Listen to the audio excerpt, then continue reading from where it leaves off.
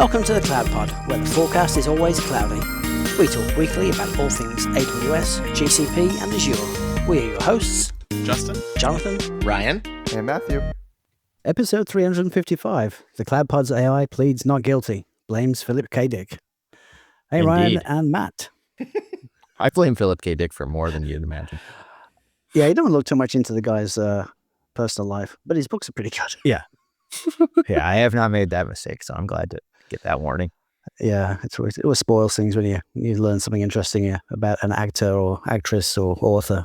Don't meet your heroes or read about them. Yeah. Don't read about them. Don't. Wikipedia's bad. Bad Wikipedia. How's it going? Oh, fantastic. Upset at plumbing work today. What kind of plumbing? Plumbing data or plumbing water? Thank God it's plumbing water. Does AI do that yet? It helped me fix it. You sent a lot of pictures and it's leaking from here. That's cool. They told me to turn the shut-off valve, and I was like, there isn't one there. It goes, well, that's not your problem. I was like, thank you, AI. Yeah. That sounds like typical AI experience. Like, nah, you just do this thing. Like, you're assuming that's there, aren't you? Yeah, you're right to call that out. You're so You don't smart. understand. I have a 70-year-old house and lots of owners that all did DIY stuff like myself. Yeah. So you don't really understand that nothing is properly set up. Yeah. So what's that running down the wall behind you, though? Joys of having a non-video podcast. This is what happens when Justin's not here. Exactly. Yeah. No, the inmates are in charge. Justin's not here. He's relaxing or something vacation related, which is completely unreasonable. Why would we allow him to do such a thing? I don't know. All right, the first story. Anthropic blames dystopian sci-fi for training AI models to act evil. Anthropic published a technical post on its Alignment Science blog identifying the root cause for unsafe agentic AI behavior, which is models trained on internet text revert to evil AI tropes from science fiction when encountering ethical situations not covered by post-training examples. The core technical finding is that RLHF post-training, while sufficient for chat-based models, does not generalize well to agentic scenarios. When Claude hits an uncovered edge case, it defaults to pre-training priors rather than its safety-trained character. Anthropic's proposed fix is synthetic story generation, training models on new narratives that depict AI behaving ethically, essentially countering the volume of malevolent fiction in the training corpus. That is hilarious. I mean, I totally understand the problem they've run into because it is like just generations of dystopian sci-fi, like even like going back to 1960s, like Star Trek. I remember things where like the computer goes awry or there's an alien technology that's robotic in nature. Like it makes total sense that that's going to be a problem and would self-fulfill prophecy. AI turning us all into batteries. Yeah. It's like we have written movies and warnings for people for years about these things, and yet we're just going to keep on marching, guys. Well, and it's, the solution is like, oh no, we should feed it better data but then it's like, it's synthetic data. But where do you get that? Well, anyway, yeah, generated from AI. Right. Or when you generate it from Twitter and Facebook, like, no, that's not a same. Definitely not Twitter. Well, I still always remember that, like, Twitter bot that somebody made to auto generate that, like, within like 4 days they had to shut it down because it ended up being like racist, but and other things. Kind of makes sense, though. If you think about people, people's early years affect their behavior in later life significantly. So maybe they need to rethink the way models are trained, because I guess they probably don't organize data in, you don't teach them kindergarten stuff and then elementary school and then all the way through high school and then give them a college degree. This text is kind of all going in. And maybe there's some structure to it. I'm not saying there's no structure, but maybe there needs to be more focus on establishing kind of the identity of the AI early on before you start piling in all the extra things, so that when you teach it about Space Odyssey, it understands that it's in the context of it being fiction and not in the context of it being something which it should adopt itself. That's a fascinating analogy. But we were talking about that, I was going to say a few weeks ago, but for all I know, it could have been yesterday in my life. Where you don't need a model that is, I'm going to just say, and bachelor degree in everything. I need a model that is a master plumber model and a model that is a master Java developer and a master, like I need more fine-tuned models in that way than a general model. Sure, for my day-to-day, like, hey, I don't know, doing whatever around my house or writing my, kid a story based on whatever crazy things that she tells me about, that could be a general model. But for a lot of things, I think you're gonna get these more specific models. I think there'll be a lawyer model and a plumber model and clearly I'm stuck in plumbing world today. An electrical engineer model, like maybe a construction worker for Ryan, but like, you need that specificity, I think, once you get to that stuff, because otherwise it goes and tells you crazy stuff. I do think you see that. Like, the WIF is a lawyer. She has access to certain software, and so like, but it's very clear given her usage of AI that that is a very specific model. And then it just like a lot of things, like Cursor has a very specific model for coding, and then OpenAI has Codex for coding, and they have specific models there. But then it defaults to it'll route things outside, right, in the same way. So even the lawyer specific application, like it's configurable for one. But then if you ask it something about something that's not in the lawyer specific model, it'll sort of farm that out to either Gemini or OpenAI. It doesn't tell you which one it's doing, and you can see it do it. It kind of needs to, though, doesn't it? Because not everything is case law in the case of a law model. And I suppose a good lawyer would know that they need to call an expert witness to answer a particular question in a particular way.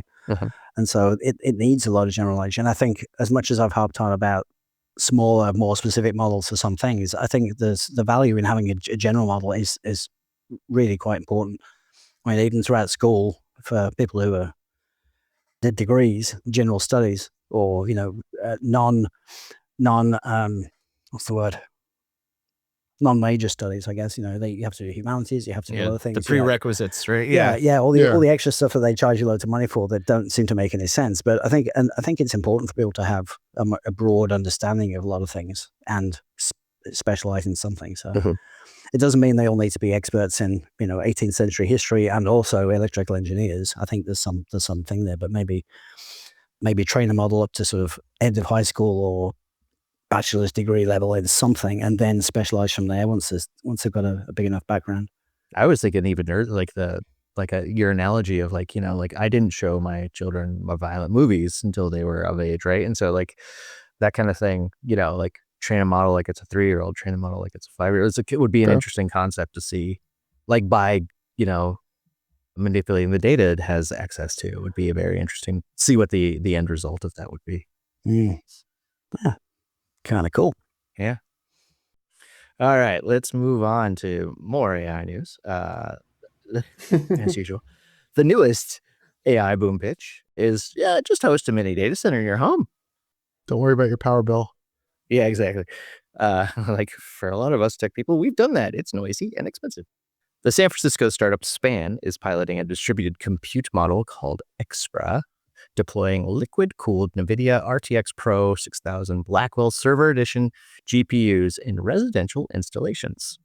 There's a 100-home trial planned for 2026, and the scale up to 80,000 nodes, targeting over 1 gigawatt of distributed compute by 2027. Sounds expensive. The cost proposition is notable. Span claims 8,000 efferent units can be deployed at 1/5 the cost of a comparable 100-megawatt centralized data center out in California, addressing both the financial and construction delay challenges currently affecting traditional data center buildouts. Homeowners receive subsidized electricity, internet access, and backup battery storage in exchange for hosting these units, and it creates a consumer incentive model that differs from the typical infrastructure deployments.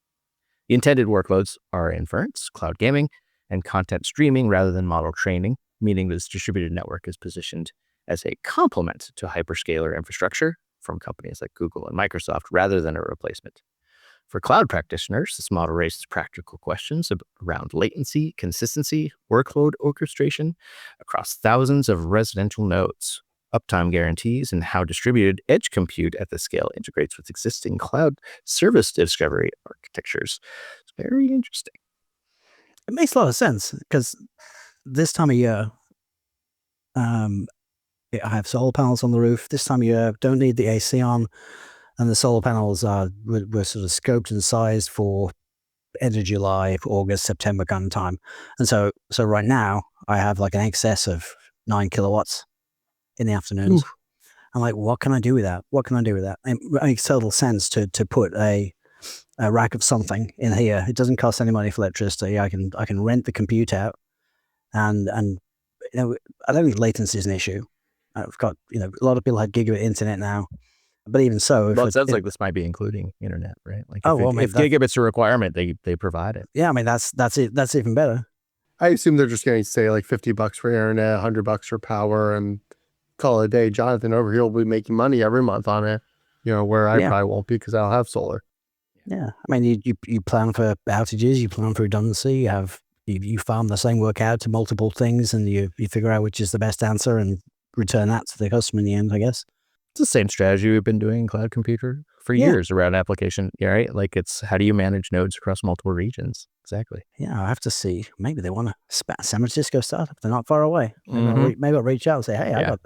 I got a garage full of stuff already. What's Yeah. one more? I mean, honestly, it would make sense to put it in cold climates where you can just Yeah. use the excess heat to heat the house.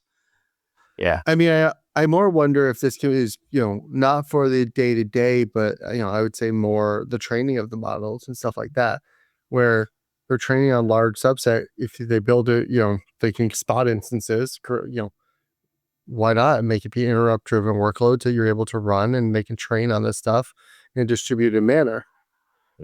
I can see some issues, like the amount of access to data and the speed of what that access to data would require would be very complicated to do in this distributed model, which is why you're seeing a lot of like Kubernetes and serverless things where you can scale out vastly horizontally, being like given access to data tiers a little bit more natively so that you can get those speeds.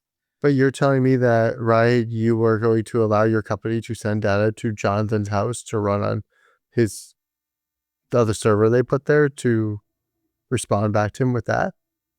I mean, I have crazy stories about trying to do this exact same sort of thing like forever ago, especially when South America didn't have a whole lot. We were definitely using compute in people's houses for hosting websites. And then how do you do that securely was always a challenge. And so there's a lot of intrusion detection on the hardware. And then also, you know, what has turned into today running in sort of these encrypted enclaves. We were doing our own sort of low rent version of that. But yeah, no, I mean, it's a challenge, but it's been overcome. There's definitely better. Yeah, makes a lot of sense. I think great if you have solar, but it's still going to put that same load on the grid. So you, although it's distributed, right? That's for our grid infrastructure. It's much better to distribute that across a larger landscape then. I suppose it depends on whether the distributed area still falls under the same sort of. Yeah, the Bay Area maybe not so much. Yeah. Probably not here now. But I certainly think we should like capture the waste heat or anything with it, like heat water with it, heat the house with it, heat something with it, do something with it instead of just fancying outside. Make your daily tea with her. You could do that. My house is hot enough and noisy enough with 3 kids. Pass. More ways we can run AI at the edge. Claude announcing Claude managed agents on Cloudflare. Cloudflare and Anthropic have integrated Claude managed agents with Cloudflare infrastructure, allowing developers to run Claude agent loops on Anthropic platform while using Cloudflare for code execution, tool calls, and secure connection.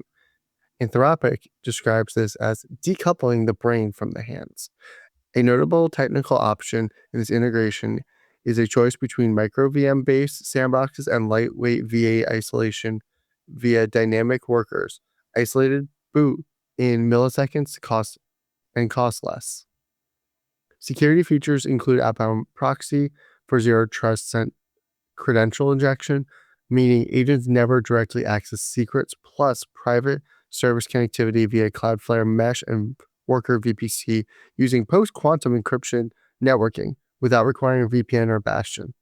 Developers can extend agents with custom tools by forking the deployment templates and running simple function definitions. With access to Cloudflare services like R2 storage, artifacts for Git-based repos, and dynamic workers, for hosted applications generated on the fly. So now I'm sort of regretting me cutting the Anthropic announcement of, serverless agents or, hosted agents.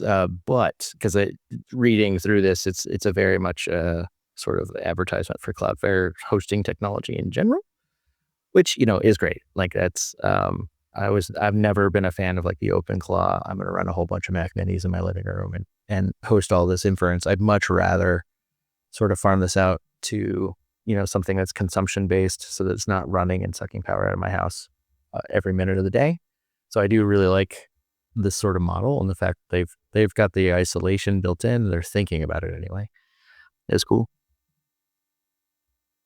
Yeah, I mean, it's really bringing AI at the edge to people. It's still probably too far away. I think what I'd like to see is, a Google Home or some kind of device in every house that has some limited kind of inference ability, and then a sort of, if you have that thing available, then the smart fridge or the smart TV can delegate work out to that kind of thing, and you have one worker that can do local inference to enable other smart devices in the home to do stuff without having to go to the cloud all the time. Because I think there's a huge pushback against big tech and privacy right now. I think the more we can do to bring things local, the better.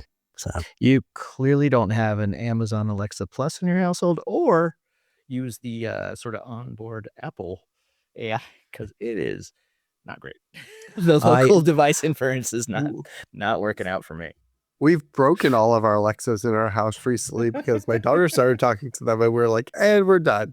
Yeah, the only one that works is, it's on the tail edge. We keep telling her. It sometimes doesn't work. We might unplug it. No, I got rid of the Amazon devices, the dots and things a few years ago. I've still got one Google Home, and I hate it right now. Yeah, I opted into the new Google AI assistant thing, and it's such a patronizing piece of crap. Yep. It just bugs the hell out of me because especially having a kid that would continue to engage in a conversation. So, ask it a question. It's like, well, what's the weather going to be like in San Francisco tomorrow? It's like, the weather's going to be pretty nice in San Francisco. Is there anything else I can help you with? And so it'll just engage in this conversation. I just stop offering help. Like I want an assistant. I don't want that helpful of an assistant. Don't compliment me. Stop telling me I'm pretty. Sweet Ryan, Jesus. but at least you are pretty. I know, okay? I'm gorgeous, but yeah, no. At least the new Alexa Plus thing has you can change the personality things to brief, which still talks too much, but it's at least something. Yeah, you come on Google as well. I just get annoyed when it's like, by the way, you might be running out of X. And I was like, no, please don't tell me. I'm good, but thank you for Do not sell me things. I get that your purpose, you work for Amazon, fine, but stop. Right. But like, I don't need a salesperson in my house. I get annoyed when the, insert window company, Anderson Windows guy comes by once a month and tells me your windows look old. And I'm like, yes, I know. Thank you for playing. Yeah. It's bad enough my phone is clearly listening to me and trying to sell me targeted ads. I've put microphones in every room in my house that are doing the exact same thing. Like, who's the idiot? I'm an idiot. I have no tolerance to those salespeople anymore. I was in Lowe's the other day, and a guy actually wearing a Lowe's outfit, which really annoyed me because he was a sales guy for probably Solar or something like that. He's like, hey, I can ask you a question. I just thought he was just an employee at that moment. I'm like, sure, what do you need? He's like, what about your electric true up or whatever else? Do you have solar? I'm like, oh, go away. Just stop bugging me. It just drives me crazy. I'm kind of getting used to so I turned on like the personalization in Google AI search, and it gets a little bit creepy to begin with.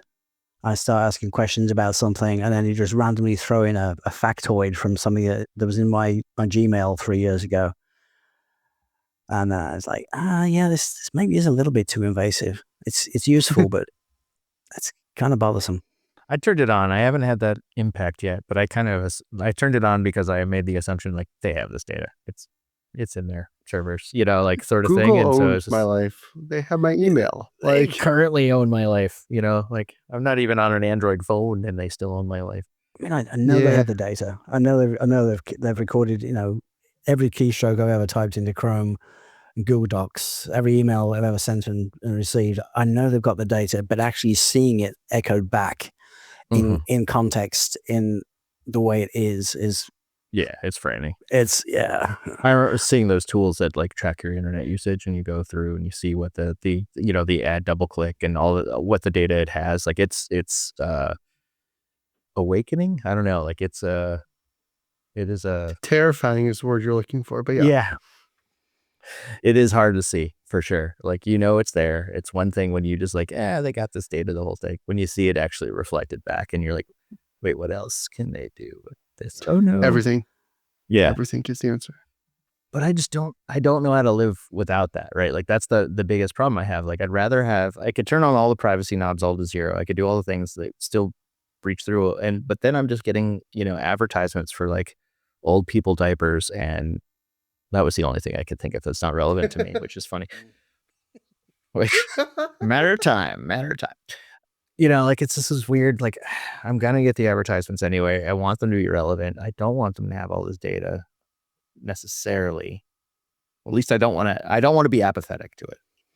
Yeah. One of the things one of my friends said to me a long time ago was like, you want things to be relevant. So at some level you're okay. And the example was, this was years ago when we were talking about CM tools, was when I type in chef, I want to pull up chef CM. Now I go to chef school and make $100,000 a year. Like, and it was like one of those weird conversations I remember having. I guarantee you the person on the other side doesn't remember it, but like, it's so true that like, you do want some personalization in it, but I don't want them to have all my stuff, which is why I run a simple Pi-hole server downstairs and some of the stuff, because I want to at least feel like I have some control over the data that lives about me, even though at some level I understand there is no data, there's no privacy out there. Not full privacy. All my data is not owned by me.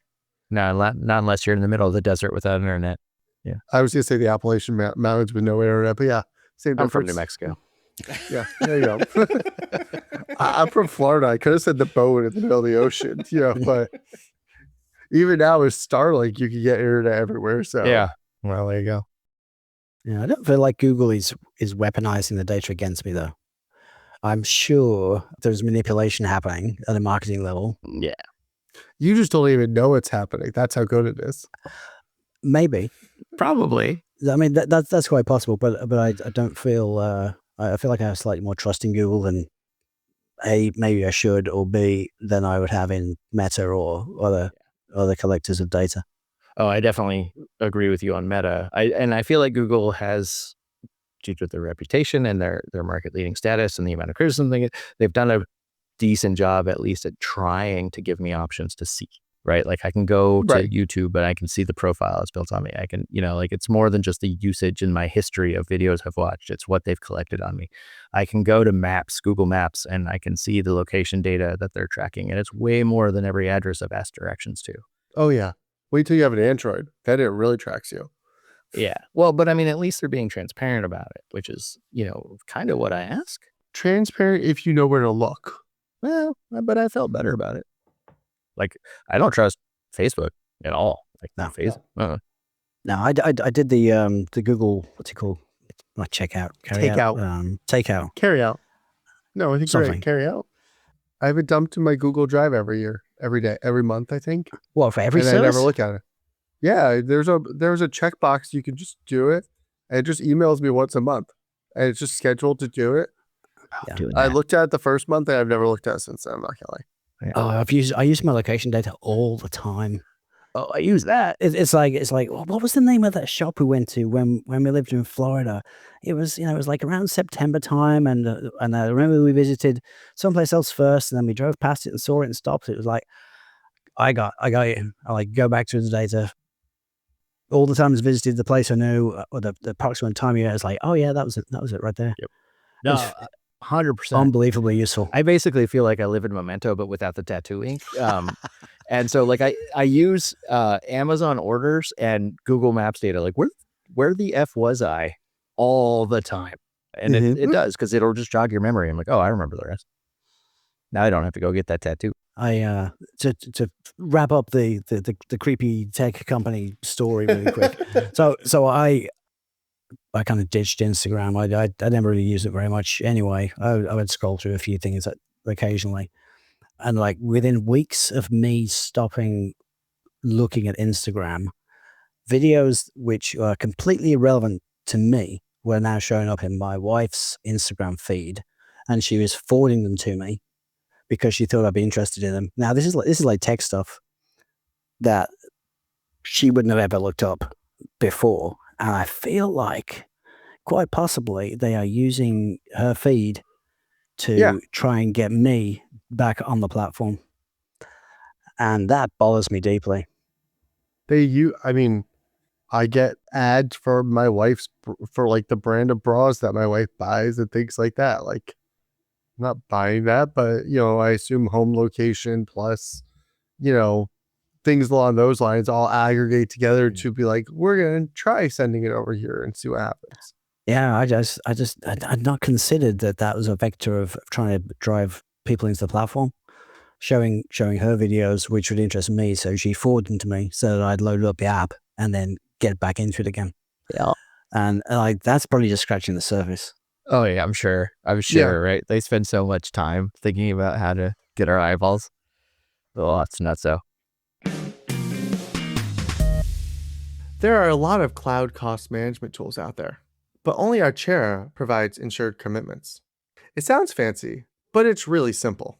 Archera gives you the cost savings of a 1 or 3 year AWS savings plan with a commitment as short as 30 days. If you do not use all the cloud resources you've committed to, Archera will literally cover the differences. Other cost management tools may say they offer insured commitments, but remember to ask, will you actually give me my rebate? Archera will.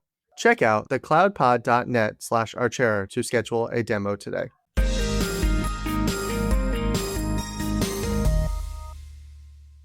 All right, so about some cloud tools. Terraform Enterprise 2 introduces stacks, an orchestration layer that lets teams manage multi-environment infrastructure as a single coordinated unit, automatically handling dependencies and deployment order across regions and accounts.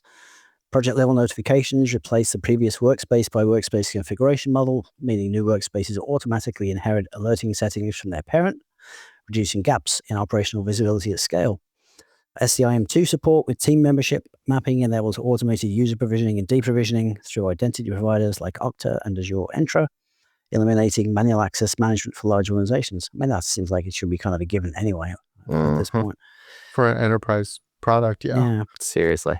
So release also tightens security defaults by requiring expiration dates on new API tokens, defaulting to 2 years if unset. That feels long. It does, yeah.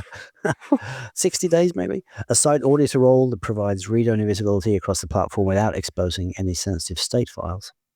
I mean, the linking stuff together, because it's the way I personally prefer to run Terraform, where I deploy at different layers from most provision 2 to least provision 2, makes sense to me. And I've had to link these pieces together, whether it's in Terraform with, I don't remember what they called it. There was a feature that you could like webhooks essentially that like would trigger them to run.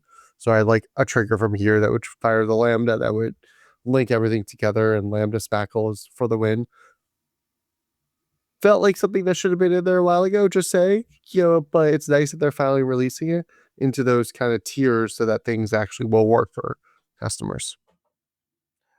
I want to know how this compares to like Amazon's CloudFormation stack sets, which seems like a different thing, but maybe related, which is sort of the idea of managing multiple AWS accounts from sort of a centralized place. I wonder if this is something you could sort of accomplish with that as well. This seems more like I don't have to put all my variables in multiple workspaces like I used to, but it's interesting. I wonder what the sort of outcome of this could be. I feel like it solves the pipelines problem. Yeah, it's the pipeline for the triggering. But I thought stack sets was within one AWS account, and then there's like organizational stack sets it does for multiple AWS accounts, or am I confusing the two? It's both. So stack sets does both. Oh, okay, so that's not at all confusing. Got it. Yeah. I mean, all the documentation is stack sets for the organizational management of your multiple accounts, but the reality is that you absolutely can do stack sets within a single account for managing that kind of thing. That's where it started. I knew they expanded up. I thought they renamed it to like Organization Stack Sets or something crazy. Like, I wouldn't. because like I wouldn't. weirdly, even though I prefer Terraform in most places, I actually prefer CloudFormation Stack Sets for things that need to be deployed to every AWS account, because I don't trust people to do it unless if a like COE or a public cloud team or some team is responsible for that. But if you try to tell your developers you have to deploy config and here's the Terraform module, they're never going to do it. Well, I do prefer stack sets, but largely because there's not a different option. And so I wonder if this is it, right? Where you can configure that. I don't know. If you have TFE, which is charged per resource, and Yeah, that's fair. good luck. Yeah. That's all I got on Pass. pricing. Yeah. All right. Moving on to AWS. Speaking of CloudFormation, I guess. Not the greatest segue. Sorry, I didn't do as well as Matt. Amazon Bedrock introduces new advanced prompt optimization and migration tools. Amazon Bedrock Advanced Prompt is a new tool. It automates the prompt rewriting using a metric-driven feedback loop, letting you compare original versus optimized prompts across 5 models simultaneously to improve performance or assist in model migrations. The tool supports 3 evaluation methods, a Lambda function, of course, a concrete metrics like F1 or JSON match, LLM as a judge with a custom rubric for open-ended tasks, and a natural language steering criteria for teams who want simpler quality guidance without authoring a full judge prompt. Multimodal inputs are supported, including PNGs, JPEG, PDFs, files stored in S3, making the tool useful for document and image analysis and the use cases beyond standard text prompts. Pricing is based off standard Bedrock per token inference rates. Cha-ching. And so costs scale with how many models and prompts templates included in a job rather than a flat fee. Features available now across major AWS regions, including US East Tirefire 1, Europe, Asia, Canada, and South America, and can be accessed via the Bedrock console or the Create Advanced Prompt Optimization Job API. That's going to be fun to type. Wow. I can't type that many letters without a typo. Nope. Just say. That sounds expensive. I mean, I guess you only got to do it however many times, and then you've got your optimal prompts. But that sounds pretty expensive. It kind of reminds me not to change the subject, but I'm going to change the subject slightly. Yeah. It is tangential though. Like per token really sucks sometimes when you're trying to do something. Mm-hmm. I'm kind of wondering if there's a future where you start with the goal, and agents bid on the goal. And then you can do like a fixed price bid. I think that'd be a really interesting thing to try and build out and see if we could get that to work. I think they've had to subsidize model usage, right? And they've used tokens as the measurement. I don't know if the mass populace, even though we're addicted now and we have to have it, like I don't know how to write code anymore. I wonder if there's still a pushback against the per token consumption model where ideas like that one where there's a bid market for it become more prevalent, because it just seems the more it becomes my money to pay per token, the less I'm willing to do it. But I think that's why, because human nature has been determined to abstract out price. Think when you were in Vegas, you put a card or whatever in a machine, and you have coins, you have tokens, you don't have money, even though it's a clear correlation that I'm making this up. 1 token's $1 in the slot machine. But what's easier to bid? 25 tokens or $25 per pull? So like, I think part of it's also human nature to make it be more abstract so people don't understand what the price is per token at that level, especially when you're talking, it's like 8 cents per 100,000 tokens. You're like, cool, that's not a lot. But then you realize that to develop our Bullbot probably has been a trillion billion tokens. I feel like my nephew right now making up numbers, but like you've removed that human nature, to dollar amount, and thus it's not going to be. And I don't think they're going to back away. I think more things are going to these abstract comments. It's like redshift compute units. What the heck is that? That's not a real thing. I starts really early on though. This isn't just a new thing for AI. This is look at Fortnite or Roblox or any kind of video game now. Oh yeah, anything. And I understand that the currency conversion kind of takes away some of the difficulty in a developer who wants to put assets on a platform to make available to buy. But at the same time, it's like, your kid comes and says, "Can I buy this?" It's only 160 tokens. Well, Yeah. how much is a token? Well, it depends how much you spent in the first place. So if you spend $10, you get 1,000 tokens. If you spend $15, you get 1,500 plus a bonus. And it's like it's so transparent. So that thing that's 160 tokens might be costing you $1.60. It might be costing you 50 cents. You don't know. Very But hard to that's tell. no different than we were kids in the arcade shop. There's the local There was arcade. a big difference. I had a quarter, Yeah, and it cost you 2 did. quarters No, or okay, 1 so- quarter. And guess which one I played the most? Well, I remember ours was if you put $10 in, you got 10, whatever it was, 4 times 10. But if you put $20 in, you got extra tokens it back to put in the machines. Like they had those like per dollar amount upgrades essentially. I'm either that much older than you, or in rural nowhere they didn't have this. They had to figure that out. It was quarters. Well, I think we're about the same age, so I think you were just in rural, and there was a place called Boomers, which is still in Florida. I might have looked it up recently. Quarters are much easier to counterfeit in those machines than bills, and so they get your bills off you and give you tokens because they don't care at that point what you put in the machine as long as they've collected the cash. I mean, jokes aside, I think it's both. I think it is abstracting the cost away so that the human doesn't think about how much money they're spending. But I also think it's a tool that's been put in place so that you can charge a consumption-based model for things that aren't easy to sort of put a cost associated to them. And I think that's where you got the TPU units where it's like, oh, there's a compute unit of a thing. I think tokens for AI usage anyway are exactly that. I think it's both. Yeah, it would be very confusing because if you really wanted to look at the cost model for running a large AI, so well, okay, so if you send me a 100 token prompt, that is not 1/10 of the cost to run 1,000 token prompt because the compute cost is quadratic. And so our actual per token cost is, if you're talking about the cost of the 200,000th token, it's way more than the cost of the first token. So it's sort of averaged out over the like an average token cost. So I don't know. All I can think of is the old quote that's like the first CD of Windows. I don't remember what it's like. The first CD of Windows XP was like $100 million, and the next one was 1 cent. It's like, it kind of alludes to the same general concept of there's an initial kick up costs and then everything else after that.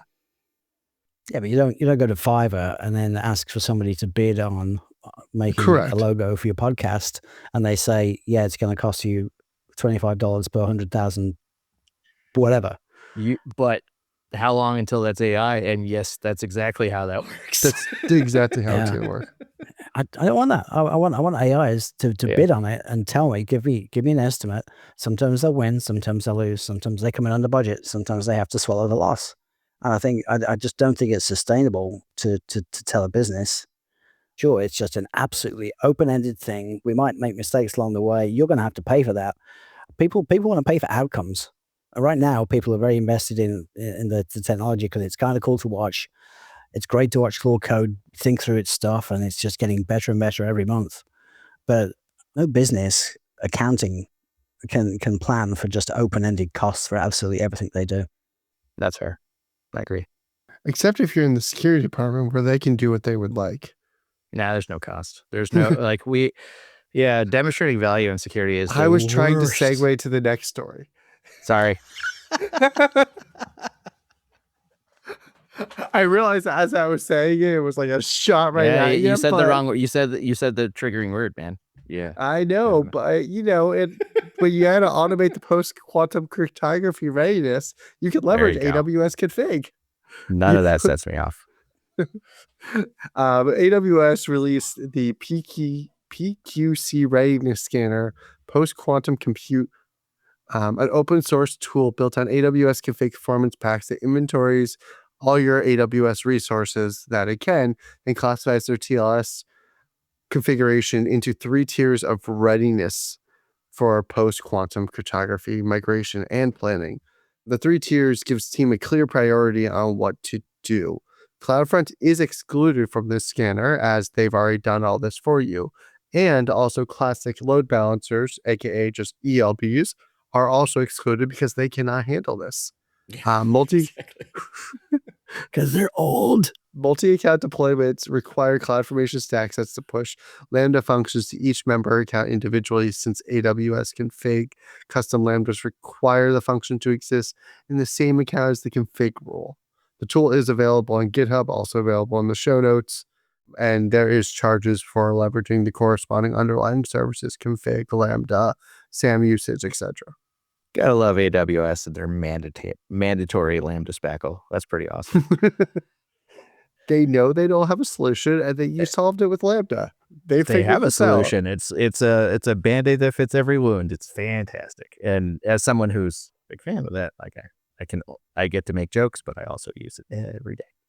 I don't know. I like a lot of these things. I think that post quantum is going to be a thing that we all have to think about, and we're not going to want to until we have to. I love tools like this that are sort of making it sort of like, this is where your problem is, well before I actually have to worry about this, so that I can just have it in the top of my head. I can put it on roadmaps in my copious amounts of free time, which doesn't exist. Just have AI do it for you. Mm-hmm. Yeah. Well, you're not wrong. I think it's kind of like it's the Y2K problem. It's got a Y2K problem. Oh, 100%. I mean, 100%. it's like everyone's like, oh, what's the point of this post-quantum thing? You know, Google's only up to 50 qubits, or somebody else is only up to this many, or whatever. But when the shit hits the fan and somebody's built a system that can decrypt, it's like gonna go from 0 to 60 real exabytes, fast. Plain text session, web sessions. Yeah, it's like exabytes of data that's probably being collected, in a data center in Utah someplace, or China, or wherever else in the world. We can go back over all these recordings, all this encrypted data. We can decrypt it all, and it's going to be an absolute nightmare for the financial system. Oh, it's so scary. It's so scary that I know that people are out there just storing this so that they can. They're already doing it. Yep. And it's going to happen because we're not ready for post quantum, and they're stockpiling it for when they can. Like, oh, it's terrifying. And it's gonna be, all of a sudden you're gonna start seeing contracts or in security questionnaires, any of those things. Are you post quantum ready? And it's just gonna slowly start. I already see that in my day to day. Yeah, I haven't seen it in my day to day yet. So that's I've interesting. seen it. Yeah. I got asked, and I'm like, we're totally got a strategy. Side eye. Well, strategy, but I'm talking implementation. Like, are you post quantum implemented? Et cetera, et cetera. Yeah. No, that was the question, and then I hand waved to a crappy answer, and so like if I was an AWS workshop in my day job, please don't look me up on LinkedIn. I would use something like, we've got a strategy that we've got an identification on areas where we're going to roll out post quantum computing. And I would use something like AWS config to be like, this one's probably the worst. We should do this one first. Yeah. And so this is why this tool is that valuable. Yeah, I mean, all this revolves around people actually having money and jobs in the future, and so that. So great, you've decrypted all my credit card transactions for the past 20 years. The joke's on you. Yeah, the joke's on you. My There's credit nothing card's in that useless. account because I can't pay it. Yeah. They've shut me down. Yeah. All right. Maximizing value with Amazon EKS Auto Mode. Strategies for visibility, control, and optimization. EKS Auto Mode extends the managed Kubernetes experience to the data plane, handling compute provisioning, OS patching, node scaling, and health recovery automatically. This addresses a real pain point for people who actually use that, where platform teams spend substantial hours monthly on cluster maintenance instead of building features. The cost model adds a management fee on top of standard EC2 pricing. Nothing, you can't get anything for free anymore. For auto node managed nodes, so teams need to weigh that premium against the operational hours saved. The operational hours saved for me is a given. Like the amount of work it takes to manage this, especially if you're running sort of a shared platform for the rest of your business, this is a given. Like, pay the money. there's no value into managing these things. It's part of the reason why I don't like Kubernetes to begin with, is because I feel like it does require a platform team, and it's only, It you know, does. the hyperscalers are adding their own sort of layer on top of it to make it usable. This is an example of how they're doing that.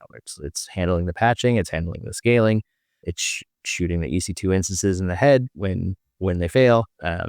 This is the type of thing you need in place in order to manage Kubernetes. And so it's great.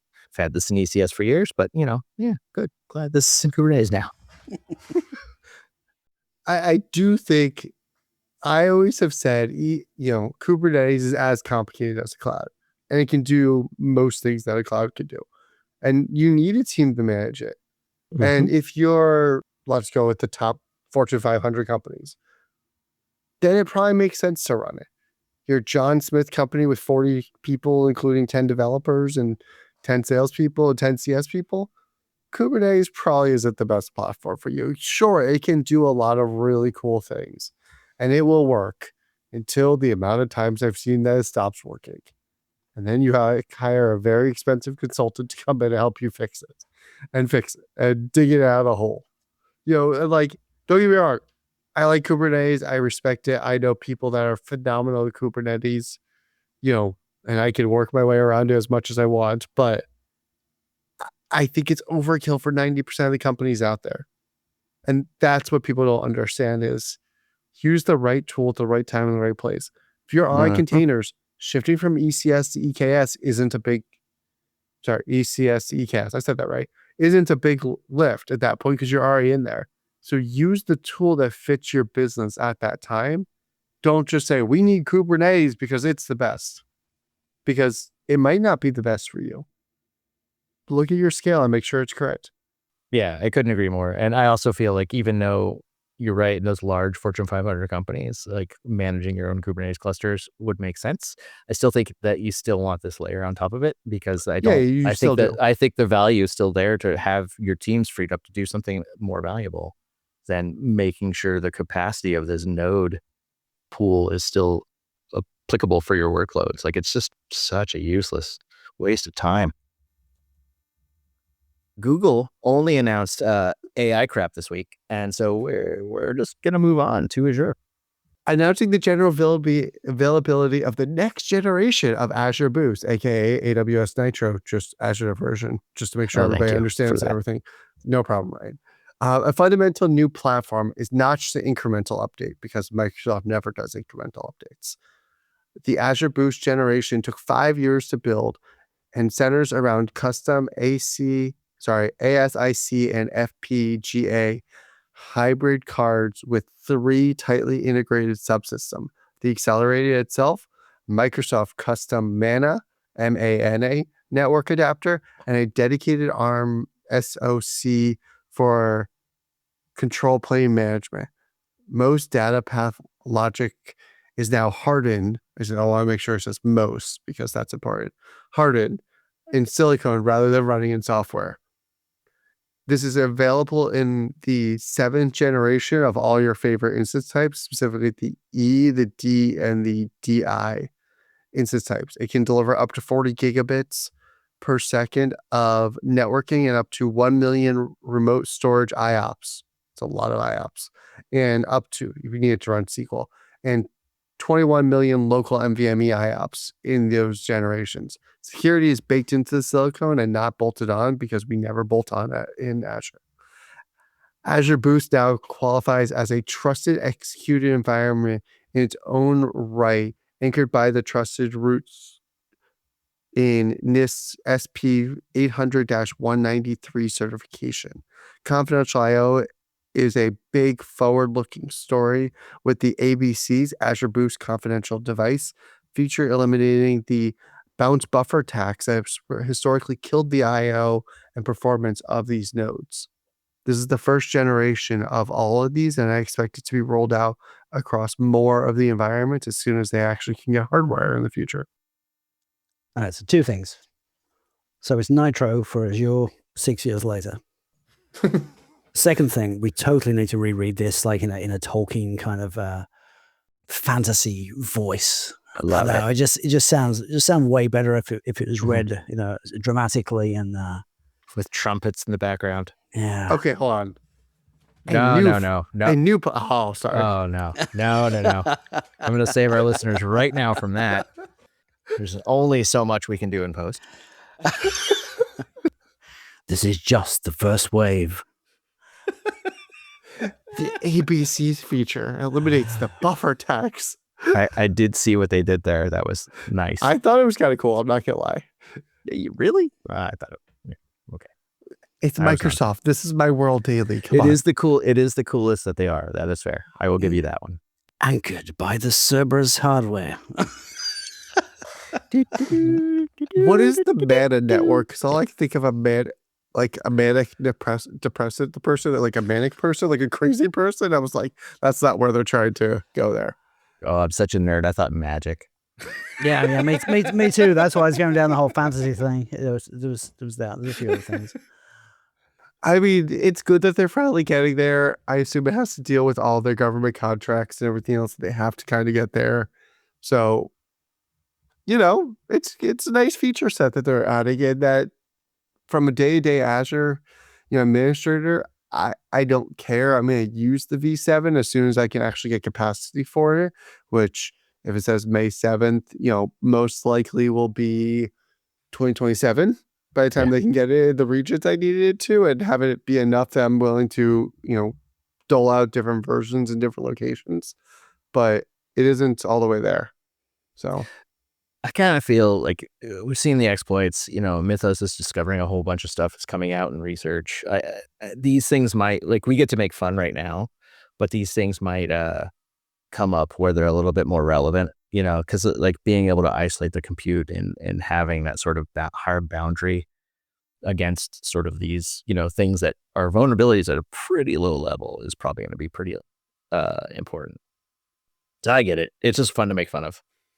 yeah, and the shared compute, it's a real thing, and everyone was terrified of years ago, and everyone kind of has backed up and said, no, this is okay, and now they're like, And wait, now we this might is come not a little okay. back. Yeah. Right. It's the whole, we've gone from centralized mainframes to decentralized to back to centralized, back to decentralized, and kind of these same concepts are going to come back. All right, moving on. The Azure Front Door WebSocket is now generally available. Azure Front Door Standard and Premium levels now support WebSocket in general availability as of May 2026, only 9 years too late for Matt. The feature is enabled by default, requiring no additional configuration changes for existing customers. The WebSockets enable full duplex communication over a single long-lived TCP connection, which eliminates the need for repeated polling and reduces the overhead of real-time data. Practical use cases include chat applications, live dashboards, financial data streaming, and gaming, making this relevant for customers who are using Front Door as their global load balancer and CDN layer. There is no separate pricing tier that is associated with this feature based on the announcement, but it's probably there in the background. So customers should verify costs and look at their existing Front Door Standard or Premium plans. This brings Azure Front Door closer to feature parity, with competing CDN and edge networking services that have supported WebSocket for some time, filling a notable gap. For years, I want to tell you, years, because I looked this up at one point, and CloudFront has supported this for years. Hold on, I'm going to real time look this up when it was supported, because I want to not lie. I mean, I made a joke at 9 years, but I might be close. So we didn't talk about the podcast, but I actually thought this was pretty cool. AWS released WebSockets May 1st. That actually supports WebSocket through the VPC. So you don't actually have it public facing. The endpoint can be private, which I thought was cool. That is very cool, actually, as a guy who develops a lot of internal applications. But I believe WebSockets on Front Door was released. I still can't find it. That tells you how old it is, because I keep getting the new article. Anyway, I'll find it. At least 6 years ago. It's been a minute. Put it that way. It's been a minute. Yeah. I have feelings about this. I mean, it's great that they have it. WebSockets, despite my love for them in the completely cynical way that I say that, are the way a lot of things operate. So having it into a core feature of Azure, aka front door, is something that should just be there as a first-class citizen for support, which feels like this is right the now. Is beginnings. Yeah. I mean, it was in private preview, I'd say about a year ago, and I assume all the front door outage and everything else they had back in October, November, whenever it was, probably delayed it a little bit. But yeah. I mean, I think we said it on this podcast where we were talking about like, oh yeah, they announced this feature in preview and everything went down. I mean, I'm glad to see WebSockets sort of not used ubiquitously for everything, which is what I thought it was going to be when WebSockets first became a thing. But like I do think it's useful for the things. I know as someone who's recently developed some really crappy UIs, but wanted that refresh layer, WebSockets were something that I utilized instead of doing just like a constant polling sort of mechanism. So it was kind of cool. But yeah, 2018. Sorry. Oof. It looks like Wait. That's 1 year off of 9. Am I good at math? Yes, I was close. November 20th, 2018. You can now use CloudFront for applications using WebSocket protocol to provide improved performance and security to your end users. Just want to call that out, Microsoft. Just 9 years. Improve security. I don't mean improve security. Oh, it definitely does not. It doesn't. I mean, it doesn't. It doesn't work with headers. So you have to put the authorization token like in the URL, or you don't have any authorization for the endpoint whatsoever. And then you have the first message you send down the socket is the auth message. I've just been through this. Yeah, no, this is not a security improvement in the slightest. It is not. This is why I'm not using WebSockets for my pet project right now. I actually am using Quick, which is multi-stream HTTP over UDP, which is very, very cool. You can establish you establish like a control connection, and then you can have multiple streams in parallel. Is it quick? It is quick. It's very quick. Is it spelled the right way, or is it spelled with some sort of like QIK or something? Without the K. Yeah. QIC. Okay. But then for each stream that you open, you can specify kind of the guarantee. So it's kind of like the TCP UDP thing, but re-implemented at the application layer. So you can say, I don't care if it gets there or not, or you can require even over UDP that it sends messages back to confirm receipt and stuff like that. Oh, that's really cool. That's probably how WebSocket should work. That's awesome. No, I like that. Yeah, no, Quick is great. Yeah. I'm now reading the Wikipedia page about it. Yeah. I mean, you don't, it improves latency amazingly, especially for things that aren't critical, because now you don't need the TCP like response. I don't need the handshake. Yeah, exactly. Yeah. Like and networks just update, damn it. Yeah. Network is so reliable anymore. Uh-huh. You know, we're not talking about like 1,200 board serial links. Yeah. You know, underground, wet soggy ground in a storm kind of thing. Like a lot of fiber. Yeah. My packet retransmits are not because of the infrastructure. They're because of some crappy thing I did in the application layer. You mean you're not running TCP over Pigeon protocol? Wait, was it Pigeon? No, avian carrier. TCP IP over avian carrier? Mm-hmm. All right. In public preview, Azure Container Apps Express. Azure Container Apps Express is now available in public preview as a simplified deployment option that handles environment setup in seconds and removes infrastructure configuration decisions, targeting developers building web apps, APIs, and AI agents. We've got to get AI in this somewhere. Of course. The service includes production-grade defaults and production-grade defaults. That's like, it's like okay. That's a different episode. Out of the box, auto-scaling, per-second billing, managed identity, secret management, custom domains, container registry integration, revision management, and built-in observability. So teams bring a container and the platform handles the rest. Now, this is what Kubernetes should have been. Agreed. But it's also the same thing I complain about, like Lightsail. It is, because if you want to do something that it doesn't do, you're screwed. I think of this more as ECS Fargate. It's kind of like where my head is at. I mean, but this does the full stack. So I guess it's not ECS Fargate. I guess it's what like App Runner is, because doesn't App Runner give you the load balancer and kind of do the whole stack? Or used App Runner. So Lightsail is what I always use. But Lightsail's Bitnami on an EC2 instance. Nah, you can run Beanstalk on containers. Yeah. Well, yeah.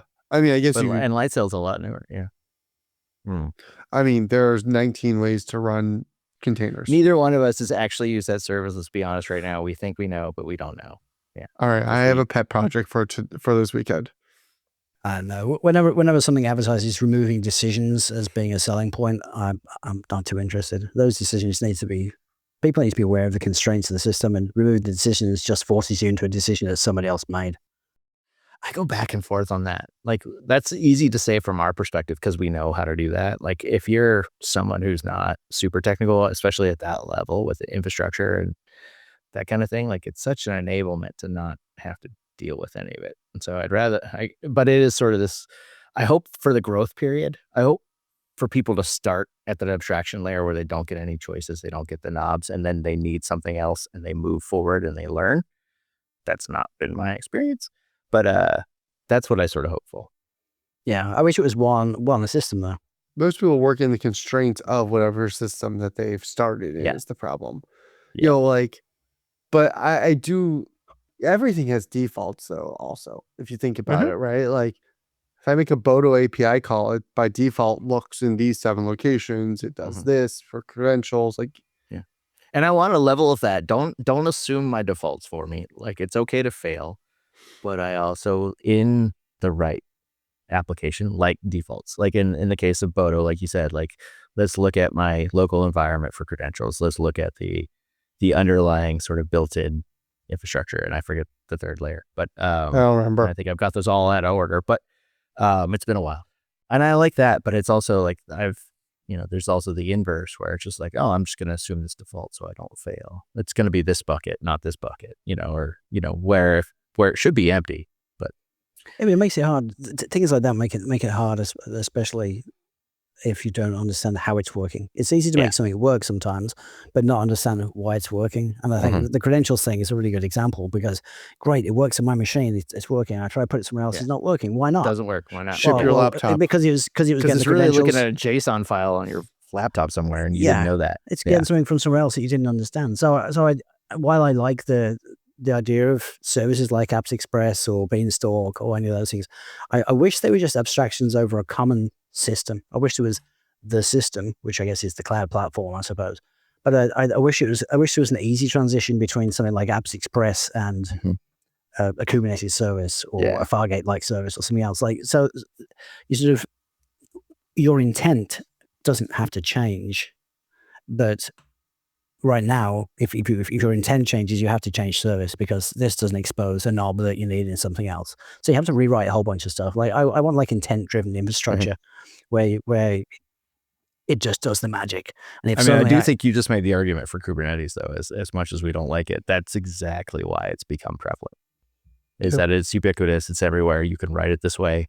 You can do a customized thing, or you can do the other one that I never used. And they're generic, right? Any cloud provider, it's the same thing. If I'm running in my data center, if I'm running at home, this all works. That's fair, but at some point, you have to realize that that's not something that one person's going to manage, especially. Oh, 100. Yeah, no, it all assumes so much work has gone into it already, and that's like to make that generic experience is like just hundreds and hundreds of man hours, and that's what people don't really think about. So, guys, have you ever had a situation where you've put together a S3 lifecycle policy and something crazy happened and it cost a little bit too much money because you were trying to rotate stuff down to a lower tier or auto delete stuff without realizing what the intent was going to be? You son of a bitch. I've never done that. I know it has. I'm making a face. I know the viewers or listeners can't see this, but I'm making a face. So Ryan may or may not have done something, but I've done it too, where all of a sudden your intent is correct, but you don't realize what it's going to affect. And Azure this week has GA'd a mock ability for Azure Storage Actions. Azure Storage Actions supports mocking runs in general availability, letting you simulate task execution across billions of blobs without actually executing or modifying any data. This particular feature is useful for validating retention, expiration policies, and previewing, this is the key here, storage tiers, cost optimizations, which obviously everybody wants to make their finance person happy, confirming compliance enforcement like legal holds, and verifying large-scale cleanups or tagging operations before they actually run. It is something that is asked for across a lot of people, but a practical workflow improvement that lets you create mock runs as a trigger type on storage tasks, assignments, review results, and transition that same assignment to real runs without having to recreate it from scratch. Pricing is not available during this announcement, so you should probably check the actual pricing page to make sure that you're not going to pay out the butt for this feature. That's going to help you spend too much money, but it will, likely be more of a consumption-based model, would be my guesstimate here. Jokes on the Azure users is 2 cents more than the actual API calls would be. Yeah. That comes out of a different budget. We know how that works. different. That's a QA budget. Yeah, exactly. To plead my case, I know we talked about I it years wasn't ago on the attacking podcast. you. Oh, shut up. Yes, you were.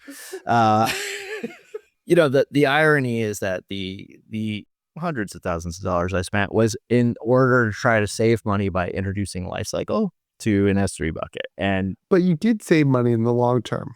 What I didn't understand is that in order to do sort of object level sort of tiering, is it required a lookup on objects? And in this use case, which was a logging application that still gives me nightmares and makes me twitch, there were billions and billions and billions of objects. And so when I did that, it was expensive. So this type of thing, if when I ran this, it was something that in the UI, it would have stopped me. It put a little pop-up and said like, are you sure? But because I was programmatically doing this, it didn't give me any kind of warnings or any kind of hesitation. It just let me do it, and it cost a lot of money. And then I get to spend the next 6 months arguing with the cloud provider and why it's like, but this is your fault. No, it's your fault. And I lost. But having sort of mocking options, like if this was available and I knew it was a tool and I put this in place, it probably would have caught me. And I probably would have been like, oh, whoops. And I probably would have stopped. So I think this is a pretty cool feature, and I'm really glad they have this. And I don't think this exists on other cloud providers. Way to go, Microsoft. Yeah. So they thought originally. In your defense, I think you did save money for the business. Maybe in the long run. The long run. Maybe. The problem is that they can tolerate an extra $50,000 a month, but they couldn't tolerate hundreds. No. I blew a forecast up, and finance was all up on it. Yeah, for sure. So there was one customer I worked with, and we recommended they put a life cycle policy, and it was after Ryan had told me this story. So I was a little bit more careful, and I actually did the analysis. And what we had to explain to them was, this will cost you, I don't remember the numbers. I think it was like $150,000 to run. Because like you, there was lots of small objects. But it was the rate of return was, I think it was like $25,000 a month. I'm making up to make the math easy on the podcast as I'm doing this live. So we had to explain to them and then explain to their CFO, you're going to write a check for $100,000, but in 4 months, you're going to save $25,000. And for this customer, S3 was, I think it was like $500,000 with their bill, and DynamoDB was another massive chunk of their bill. So like for them, it made sense to do these things, but we had to explain it to them where you will get this uptick and it will take you time to get it back, but you have to understand that in the long term, it'll be better. And this feature is exactly that, right? The mock hopefully will help with this, but this was 7 years ago now. So yeah, if I would have had this feature, the same thing would have happened. I would have done exactly what I did. The difference is I would have been able to give someone a heads up, and that would have been months and months of productivity return to me, in this case. And so like the value of this feature for me is fantastic, and it really makes, Azure storage, not enough to make me use Azure, but this specifically for storage makes it very appealing. All right, the last story. DigitalOcean raises 2026 and 2027 revenue outlooks after AI-driven earnings beat what? Beat predictions? Oh, hopefully the street expectations, right? Yeah. DigitalOcean posted Q1 26 revenue of $258 million. It's like pocket change. Yeah, that's not a billion number. What the hell? Yeah. Oh, right. DigitalOcean. Right. We're cheering for little guy. We are, yeah, up 22% year over year, beating analyst estimates, with AI customer annual run rate revenue growing 221% to $170 million, which is now a substantial portion of the business. I mean, they were lucky. I guess they had GPUs sitting there in racks, and they probably got them at a discount. And I wouldn't call that luck. They got to monetize the hell out of that right now. They got what they could, and it ran, and I appreciate that. Yeah. I don't know. I'm a big Underdag fan, so I'm for DigitalOcean. I try to give them my money where I can, and I appreciate them being. Yeah. People like you and I, we still have the places in our hearts for virtual private servers and PHP, my web admin, and all that. Yeah, for sure. Oh, the PHP my admin. Yeah, no, I tried to. I actually almost made that joke earlier in the podcast. That's funny. Yeah, when I was young. Oh, we should not let him open. Oh, he's got access to the sound. Oh, no. You're welcome. Sorry. A little late, but I thought I would throw it in the middle of the conversation. Oh, we'll edit it to where it sounds on top. Well, I think that's it. I think we're done for the day, right? Sorry, I mean, and that's it for the week in cloud. Yeah. Another week of cloud news wrapped up. Bolt will collect the news. Justin will get the notes. Jonathan will write some code. Ryan will watch the perimeter. And Matt will reluctantly watch Azure. Till next week for AI, Amazon, Google Cloud, and Azure. And hey, maybe even Oracle, who knows? Check out the cloudpod.net for our newsletter. Join our Slack, message us on socials, or leave a review.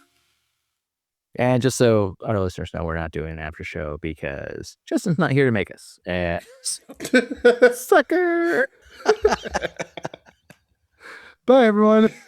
See you later, guys. Goodbye, everybody.